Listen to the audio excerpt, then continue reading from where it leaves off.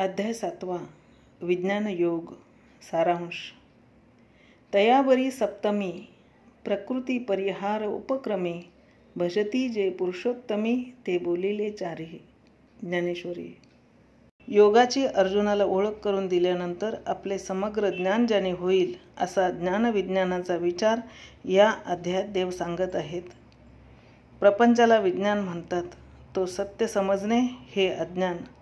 जाणीवेचा जेथे शिरकावच होत नाही ते ज्ञान. विज्ञान निशेष भाजले जाते, अज्ञान नाहीसे होते व मन बुद्धी इत्यादिकांना अगोचर असणारे जे स्वरूप तेच शिल्लक राहते असा विचार सांगितला जाईल. ज्या बोलण्याने सांगणारा व ऐकणारा या दोघांचे कार्य होईल असे बोलणे मी बोलेन असे भगवान म्हणतात. परंतु हा मिथ्या प्रपंच खरा म्हणून त्याच्या मागे सर्व लोक लागले आहेत. कुठे एखादाच खरे काय आहे हे समजून घेण्याची खटपट करतो व त्यातूनही एखाद्यालाच त्याची यथार्थ ओळख होते. विज्ञानाचा निराश करून ज्ञानाची प्राप्ती होणार असल्यामुळे तुला अगोदर ते विज्ञान सांगतो. ही दृश्य सृष्टी ज्या माझ्या मायेमुळे उत्पन्न होते तिला प्रकृती म्हणतात आणि ती अपरा व परा अशी दोन प्रकारची आहे. पृथ्वी, आप, तेज, वायू, आकाश, मन, बुद्धी व अहंकार अशा 8 भागांनी व्याकृत झालेली ती अपरा प्रकृती व हे 8 भाग ज्या ठिकाणी लीन होऊन राहतात ती पराप्रकृती. पराप्रकृती जेव्हा अष्टधा प्रकृतीच्या परिणामाला पावते तेव्हा अंडज, स्वेदज, जारज व उद्भिज असे निरनिराळ्या आकारांचे परंतु एकाच योग्यतेचे असंख्य प्राणी निर्माण होतात व त्यांच्याकडून पुढे कर्माचे व्यवहार होतात. हीच प्रकृती पुन्हा साम्य अवस्थेला आली म्हणजे हा विश्वाकार सर्व लयाला जातो. हे सर्व जे दिसते ते मृगजळाप्रमाणे फक्त भासमान आहे. त्याला सत्य अधिष्ठान सर्व मीच आहे. सृष्टीतील पदार्थांत विशेषत्वाने भासणारे गुण, पाण्यातील रस, चंद्र सूर्यामध्ये तेज, बलवानातील बळ, प्राणीमात्रांच्या ठिकाणी असणारा शास्त्राने नियमन केलेला काम वगैरे सर्व मीच आहे. सत्व रज तमादी गुणांनी युक्त असे विश्वाच्या आकाराला आलेले पदार्थ हे जरी सर्व माझ्यापासून झालेले आहेत तरी त्या पदार्थात मात्र मी नाही. अग्नीपासून धूर झाला तरी त्या धुरात कधी अग्नी असतो का? ही त्रिगुणात्मक सृष्टी माझ्यापासून उत्पन्न झाली पण तिने मलाच झाकून टाकले. डोळ्यातील पाण्याचा पडदा डोळ्यातच उत्पन्न होऊन त्यामुळेच डोळ्यांची दृष्टी मंद व्हावी असे प्राणी मात्र माझ्यापासून झाले परंतु मी व माझे या भ्रांतीत गुरफटून जाऊन मलाच विसरले आणि विषयांच्या मागे लागले. त्रिगुणात्मक व अनेक विकारांनी युक्त अशी ही सृष्टी ज्या मायेमुळे उत्पन्न झाली तिचे उल्लंघन ब्रह्मादिकांनाही आजपर्यंत बिकट झाले आहे. आता ही अशी दुर्लंघ्य महतत्वादी जी माझी माया ती कशी तरून जाता येईल असे तुला वाटत असेल तर सांगतो, ऐक. ही माया म्हणजे तरून जाण्यास कठीण अशी मोठी नदीच समज. हिचा उगम ब्रह्मरूपी पर्वताच्या तुटलेल्या कड्यात झाला. ही सृष्टी विस्ताराच्या रूपाने इतकी वाढते की प्रवृत्ती निवृत्ती या दोन्ही उंच काठांबाहेर वाहते. गुणरूपी मेघांचा जोरदार वर्षाव झाल्याने ही मोहरूपी महापुराने भरून यमनियमरूपी गावे वाहून नेते. हिच्यात द्वेषरूपी भोवरे, तरुण स्त्रिया, धन वगैरे मोठे मासे आहेत. हिला प्रपंचाची अनेक वळणे आहेत व अहंकाराच्या मोठ्या धारा आहेत. हिच्या लाटा सत्य लोकांच्या बुरुजांवर जाऊन आदळतात. हिचा पूर अजून ओसरला नाही असा हा मायेचा पूर कोण तरून जाईल? बुद्धी, वेदाभ्यास, यज्ञ, तप, कर्म वगैरे साधनांनी केवळ आपल्या सामर्थ्यावर भिस्त ठेवून जे ही मायारूपी नदी तरून जाण्याचा प्रयत्न करतात त्यांची त्यात असणाऱ्या विषय, अभिमान, मद वगैरे संकटांनी दमछाट होते.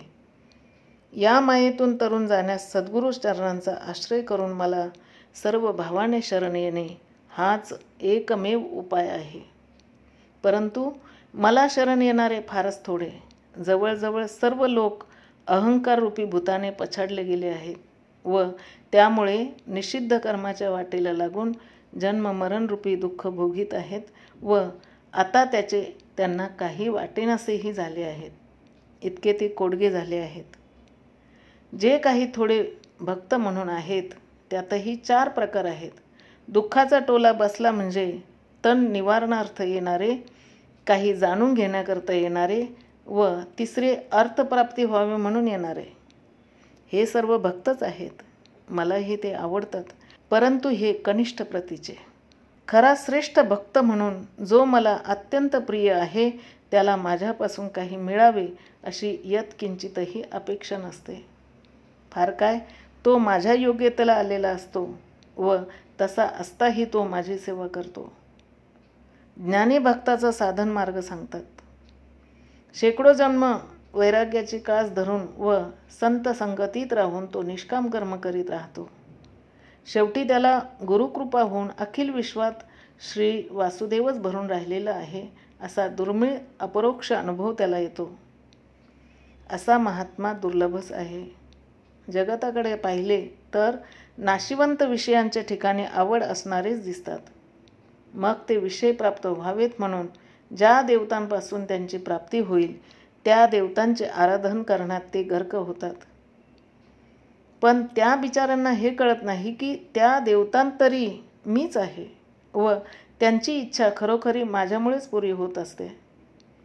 यात वाईट एवढेच आहे की या दुसऱ्या देवतांच्या भक्तीमुळे प्राप्त होणारे भोग नाशिवंत असतात.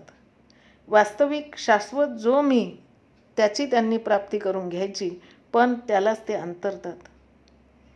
जवळचा समुद्र सोडून तळ हातातील पाण्यात पोहण्यासारखे हे मूर्खपणाचे आहे. वास्तविक ज्यामध्ये मी नाही असा पदार्थच नाही. सदा सर्व ठिकाणी अनुस्यूत असताना हे लोक देवाला का विसरले याची कारणमीमांसा सांगतात. मी देह आहे असा अभिमान घेतल्यावर इच्छा उत्पन्न होते. ती वाढल्यावर तिचे कामात रूपांतर होऊन पुढे क्रोध, द्वंद्व यांची उत्पत्ती होते. यामुळे माझ्याकडे येण्याचा रस्ता खरा बाजूला राहतो व निषिद्ध मार्गाला लागल्यामुळे जन्ममरणरूपी दुःखाचे तडाखे खात बसावे लागते. अगदी थोडे पुण्यवान लोक यातून सुटतात. ते आपल्या बुद्धीला भ्रम पडू देत नाहीत व सरळ मार्गाने जाऊन परब्रह्मरूपी मुक्कामाला प्राप्त होऊन कृतकृत्य होतात. हे मदरूप झाले असल्यामुळे त्यांना शरीर सोडण्याचा प्रसंग जेव्हा येतो तेव्हा इतर जीवांना होणारे अंतकाळीचे कष्ट त्यांना बिलकुल होत नाहीत. ज्ञानेश्वर महाराज म्हणतात की ब्रह्मरसाने भरलेले परमानंदाने परिपूर्ण असे देवाचे बोलणे ऐकूनच अर्जुन मुग्ध झाला. त्याला स्वर्गसुख फिके वाटू लागले. जे आपण अर्धवट ऐकले ते पुरे ऐकल्याशिवाय त्याच्याने राहावेना अशी त्या शब्दांत माधुरी होती. म्हणून देवाने ज्या गोष्टी शेवटी सांगितल्या पण त्या अर्जुनास पुऱ्या समजल्या नाहीत म्हणून त्याबाबत त्याने 7 प्रश्न केले.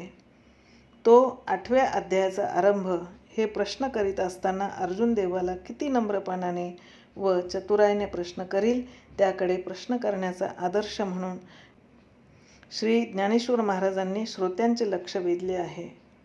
माझ्या बोलण्यातील नुसत्या अक्षरांच्या सौंदर्याने नेत्रादी इंद्रिये तर समाधानाला पावतीलच, परंतु ज्या ठिकाणी शब्दही नाहीसा होतो अशा ब्रह्माच्या सिद्धांताकडे नेण्याचे सामर्थ्यही या शब्दांत आहे. ज्यांना बुद्धीच्या सामर्थ्यावर खोलवर जाता येईल त्यांनी त्याची प्राप्त करून घ्यावी असे आत्मविश्वासाचे परंतु विनम्रपणाचे उद्गार काढून श्री ज्ञानेश्वर महाराजांनी या अध्यायाची समाप्ती केली आहे.